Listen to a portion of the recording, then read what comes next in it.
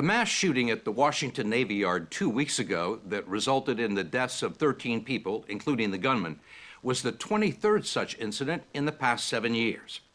It's becoming harder and harder to ignore the fact that the majority of the people pulling the triggers have turned out to be severely mentally ill, not in control of their faculties, and not receiving treatment. In the words of one of the country's top psychiatrists, these were preventable tragedies, symptoms of a failed mental health system that's prohibited from intervening until a judge determines that someone presents an imminent danger to themselves or others. Our jails and prisons are our main place now where you find mentally ill people.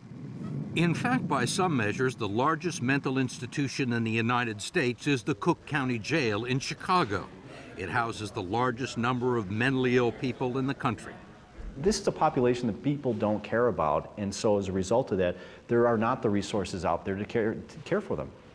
Cook County Sheriff Tom Dart is in charge of the jail, and he is not very happy about the situation. I've got probably 2,500, 2,800 people with mental illness in my jail today.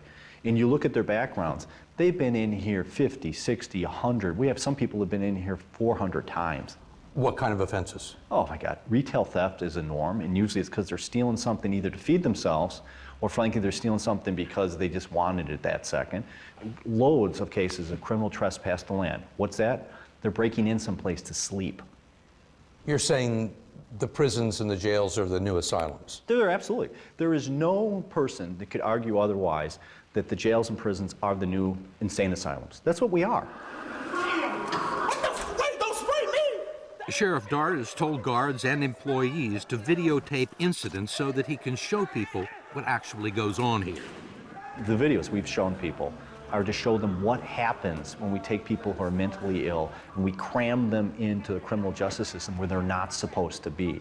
And the irony is so deep that you have a society that finds it wrong to have people warehoused in state mental institutions, but those very same people were okay if we warehouse them in a jail.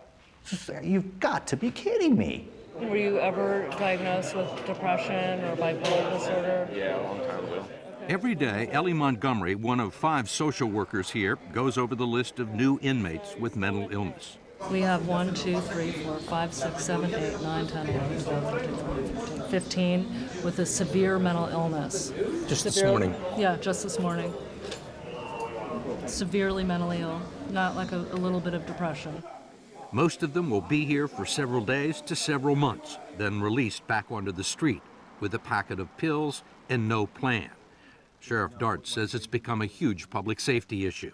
It's been an epidemic of mass shootings, a lot of them by people with serious mental health problems. Do you think there's a connection?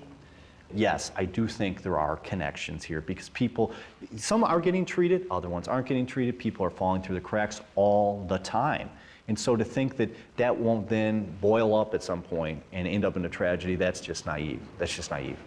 We have a grand experiment, what happens when you don't treat people. But then you're going to have to accept 10% of homicides being killed by untreated mentally ill people.